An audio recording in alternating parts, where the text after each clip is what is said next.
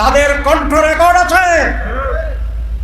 মিটিংয়ে তারা কি বক্তব্য রাখেন তার খবর আছে। র এবং আওয়ামী লীগের দোসর জামাতের লিডার কি বলছে শুনছেন? এইটার পরে আরেকটা বিষয় আপনাদেরকে দেখাই, একটা স্ট্যাটাস দেখাই সাংবাদিক ইলিয়াসের। দেখেন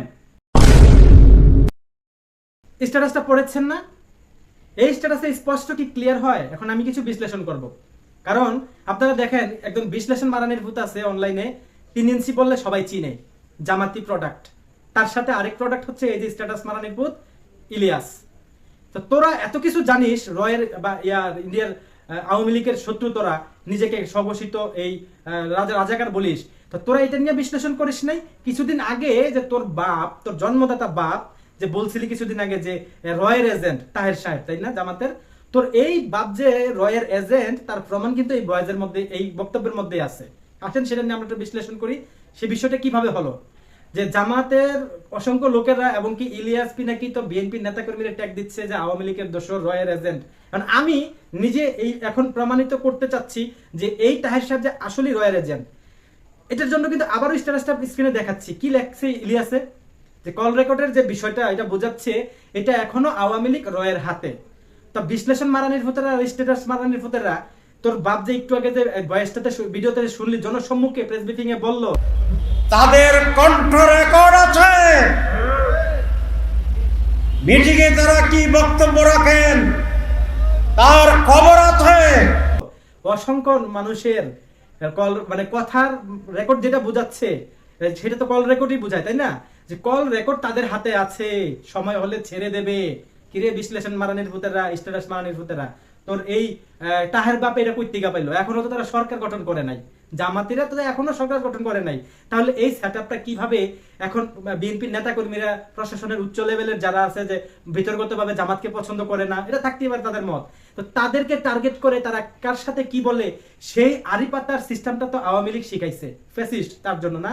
তো তোরা তো জামাত সরাসরি নয়া ফ্যাসিস্ট, এবং নয়া ফ্যাসিস্টের সহযোগী 3 ইঞ্চি পিনাকি এবং কি ইলিয়াস ইবলিশ শয়তান, এই দুই মাদারি এত কিছু জানার পরেও দেশে এত কিছু হয়ে যাচ্ছে, জামাতেরা করছে, এরা কিছু বলে না। এই যে রেকর্ডটা পেলো, এটা তোর ভাষ্যমতে ইলিয়াস, যে এটা এখনো আওয়ামী লীগ রয়ের হাতে। মানুষকে যে ঘুরে পেঁচাইয়া মানুষের দৃষ্টিভঙ্গি অন্যদিকে নেওয়ার চেষ্টা করছিস, মানুষ কি তোদের মতো চলে? তোরা আওয়ামী লীগ আওয়ামী রয়ের বিরুদ্ধে 5ই আগস্টের আগের থেকে তোরা প্রতিবাদ করছিস, কথা বলছিস, মানুষ সর্বত্তরের মানুষ তোদেরকে সাপোর্ট দিয়েছে। তোরা যে এখন জামাতের গু খাচ্ছিস, টাকা খাচ্ছিস, সেটা তো মানুষ জানে। তো তোর দালালি করলে তো সেটা তো মানুষ মেনে নেবে না। এই যেমন ধরেন আমি যে প্রমাণটা দিলাম, যে কয়েক মাসখানিক হয় নাই যে তাহের সাহেব এই বক্তব্যটা দিয়েছিল, এরপরে টকশোতে সামাজিক যোগাযোগ মাধ্যমে ব্যাপক সমালোচনার মুখে পড়ে জামাতের এই তাহের মিয়া, যাতে সে কিভাবে কারা মিটিং এ কথা বললো, কারা ফোনে কথা বললো, সেই রেকর্ড তোর বাপের কাছে কেমনে যায়?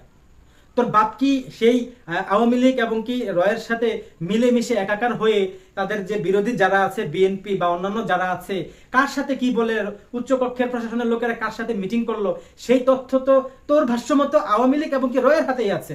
তো সেই তথ্য কিভাবে তোর এই কি বলে জামাতি এই তাহের সাহেবের হাতে গেল?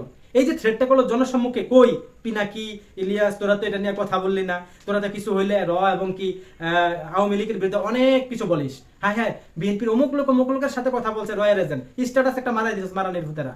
ওই নুসরাতের বিষয়টা নিয়ে যে একটা বোরকা ফালাইছে কতদিন আগে পাইতে, সেই ভিডিওটা প্রমাণ দেখাইছিস।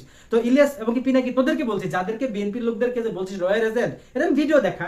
আমি নিজে সেই বিএনপির নেতার বিরুদ্ধে কথা বলবো যদি প্রমাণ দেখাতে পারিস না। তোদেরকে মানুষ ভালোবাসছে, সেই আগে থেকে তোরা প্রতিবাদ করেছিস আওয়ামী লীগের বিরুদ্ধে, ওই পাশের দেশের বিরুদ্ধে। কারণ ওই নামটা নিলে ভায়োলেন্স আসবে, কপি আসবে, প্রবলেম আসবে গাইডলাইনে। তো তুই নিজেও জানিস, সেই জন্য এই দেশের নামটা উচ্চারণ করি না।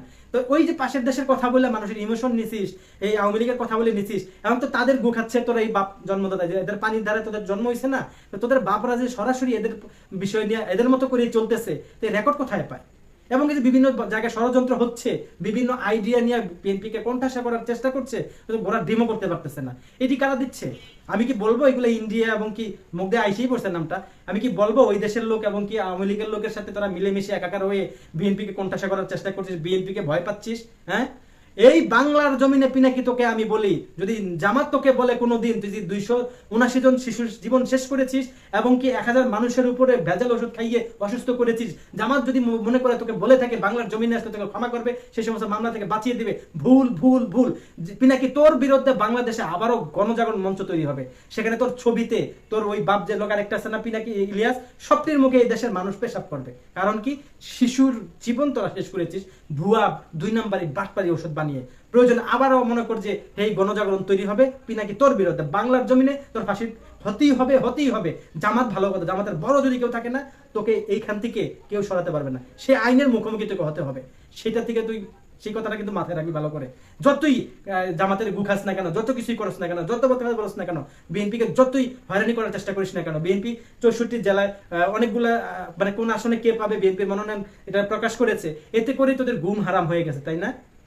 নির্বাচনের ইমেজ যখন ফিরে আসে, আজকে দেখলাম তোর বাপ শফিকুর রহমান বলছে বিএনপি সরকার গঠন করার পরে যদি কিছু করে ছাড় দেওয়া হবে না, কারণ আর বালটা হলাইছিস বেটা তোরা আওয়ামী লীগের লোকে লাইকে তো 250 গ্রামের একটা তালা ভাঙতে পারিস নাই, তোরা কথায় কথা বলিস বালু ট্রাক, কয়েকটা বালু ট্রাক কয়দিন ছিল বেগম জিয়ার ইয়ার সামনে, বাসার সামনে, পুরা বালু দিয়ে ট্রাক দিয়ে সেই 5 টনি 10 টনি ট্রাকটা সেখানে ফেলে রাখছে। সেটা একজন কেন, তোদের মতো যে কটা বড় বড় কেন্দ্রের নেতা আছে তাহলে ধাক্কায় ওটাকে তো সরানো সম্ভব না। তো 250 গ্রামের একটা তালা তোরা ভাঙতে পারিস নাই, তোরা আবার বড় কথা বলিস বিএনপি কে নিয়ে।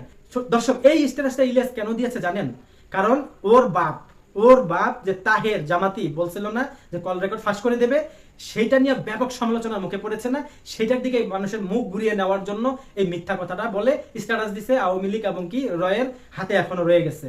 তো তোর কথাতে তুই তো বাস খাস, তোর বাপ তাহের বাস খায়, তোরা ধরা খাস, তোরা কট খাস। কেননা যদি আওয়ামী লীগ আরো যদি রয়ের হাতে যদি কল রেকর্ডের সেটআপটা এখনো থাকে, তাহলে জামাতিদের হাতে কিভাবে যায়? এই জামাতিদের হাতে কিভাবে যায় রে? আমি মনে করি ইলিয়াস, এখনো তোর যে ইমেজটা তৈরি করছিলি 5 আগস্টের পর, এই কয়েক মাস ধরে যে তোর যে ইমেজটা এখন হয়েছে তৈরি, সামনে তোর ছবিতে মানুষ পেশাব করবে, টয়লেট করবে, জুতা পিটা করবে, এরপর আরো কি কি যে করবে হিসাব করলে পাবি না। তোর এখন তো আপনারা জানেন যে দিগন্ত নামের যে টেলিভিশন, এটার প্রয়োজন নাই তো।